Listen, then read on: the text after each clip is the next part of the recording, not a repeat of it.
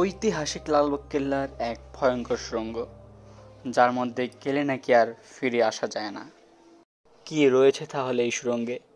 এর সত্যতা প্রমাণ করতে গিয়ে একটি বিদেশি গবেষণা টিম এই সুড়ঙ্গের ভিতরে 2টি কুকুর পাঠায়, তবে সেই কুকুরের খবর আজ পর্যন্ত পাওয়া যায়নি।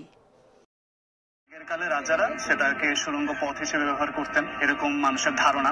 আসল সত্যটা কেউ জানে না, কারণ এটা তো অনেক অতীত ইতিহাসের কথা। বর্তমানে এটি বন্ধ রয়েছে। যে গ্রিলে কিন্তু অনেকে স্পর্শ করে না, দূর থেকে দেখা ট্রাই করে, যদিও এটা গেট অফ, বাট তারপর মানুষ অন্ধকার তো ভয় পায়। আগে একটা সেই নামা যেত, এখন তো যাওয়া যায় না। এখানে দেখছি এটা ভিতরে আসলে কেউ তো জানে না এখানে কি আছে, তো আমি দেখার চেষ্টা করছি এখানে আসলে কি আছে।